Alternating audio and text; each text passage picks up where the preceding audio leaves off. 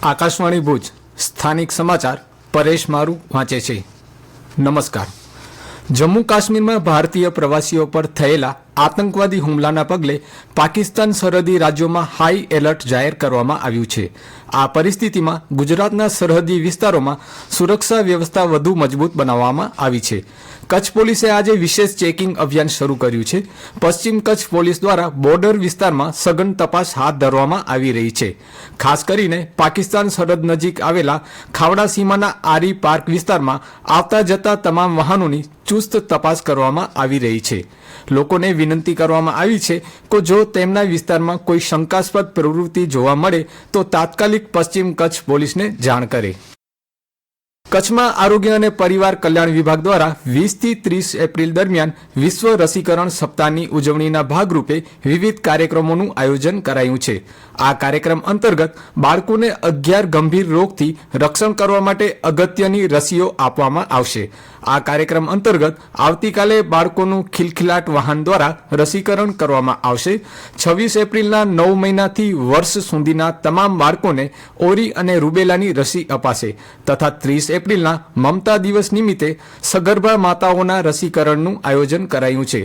રસીકરણથી વંચિત રહી ગયેલા બાળકો અને સગર્ભા માતાઓનું રસીકરણ વિશ્વ રસીકરણ સપ્તાહની ઉજવણીના ભાગરૂપે કરવામાં આવશે।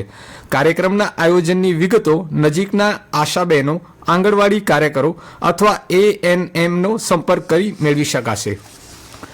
કોમી એકતાના પ્રતીક હજરત હાજીપીર વલીના ત્રિદિવસીય મેળાની તડામાર તૈયારીઓ આરંભાઈ ચૂકી છે। કચ્છ ઉપરાંત સૌરાષ્ટ્ર, કાઠિયાવાડ, મુંબઈના યાત્રાળુઓ માથું ટેકવવા આવે છે અને આ વખતે અંદાજિત 6 લાખ જેટલા લોકો મેળામાં ઉમટે તેવી સંભાવના વ્યક્ત કરાઈ છે।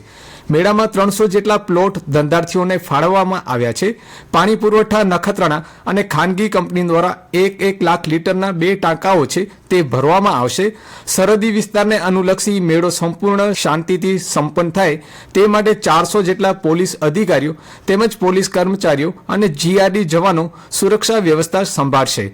ST વિભાગીય નિયામક YK પટેલે જણાવ્યું કે આ વખતે મેળામાં 76 બસો ફાળવાઈ છે। આરોગ્ય સેવા માટે ગોરેવલી આરોગ્ય કેન્દ્રનો સ્ટાફ કાર્યરત રહેશે। વાગડના ખેડૂતોને ઉત્પાદનના પોષણક્ષમ ભાવ મળી રહે એ માટે સરકાર દ્વારા વિવિધ પાકોના ટેકાના ભાવે ખરીદી કરવામાં આવે છે। આ વખતે જીરું, રાયડો, વરિયાળી જેવી ખેત પેદાશોથી APMC ઉભરાઈ છે ત્યારે સરકાર દ્વારા APMCમાં વાગડ વિવિધલક્ષી ખેડૂત સેવા સહકારી મંડળી ખાતે ટેકાના ભાવે રાયડા ખરીદ કેન્દ્રનો APMCના સત્તાધીશો ખેડૂતોની ઉપસ્થિતિમાં પ્રારંભ કરાયો છે। મુખ્યમંત્રી ભૂપેન્દ્ર પટેલે જિલ્લાના રસ્તાઓ માટે 1242 કરોડ રૂપિયા મંજૂર કર્યા છે। આ સાથે 118 માર્ગોની 735 કિલોમીટર લંબાઈમાં આવા કામો હાથ ધરવા 975 કરોડ રૂપિયા માર્ગ મકાન વિભાગ માટે મંજૂર કર્યા છે, જેમાં કચ્છના દેશલપર હાજીપીર રોડનો સમાવેશ થાય છે। જાત્રાધામ હાજીપીરને જોડતા દેશલપર હાજીપીરના 32 કિલોમીટર લંબાઈના 7 મીટર પહોળા સ્ટેટ હાઈવે પર અતિભારે વાહનોની અવરજવરને ધ્યાનમાં લઈને તેને CC રોડ બનાવવા માટે 95 કરોડ રૂપિયા ફાળવવાનો મુખ્યમંત્રીએ નિર્ણય કર્યો છે। અંધજન મંડળ સંસ્થા દ્વારા અનોખી પહેલ શરૂ કરવામાં આવી છે, જેમાં પહેલીવાર ફક્ત દિવ્યાંગોના સ્પર્ધાત્મક પરીક્ષા અંગેના ફોર્મ ભરવામાં આવશે।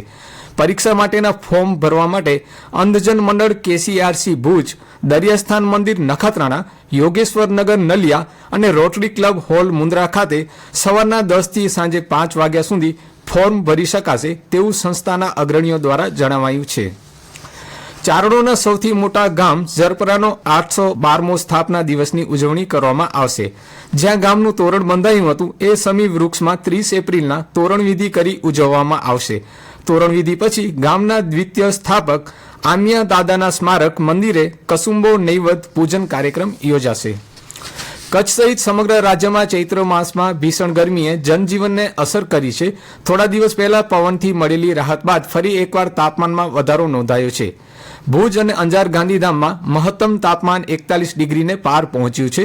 હવામાન વિભાગે ગરમીના મોજાની કોઈ ચેતવણી જારી કરી નથી। જોકે આવનાર દિવસોમાં મહત્તમ તાપમાન શનિવાર સુધી 40 થી 44 ડિગ્રી વચ્ચે રહેવાની આગાહી કરવામાં આવી છે। અને આ સાથે સ્થાનિક સમાચાર બુલેટિન પૂરું થયું। નમસ્કાર।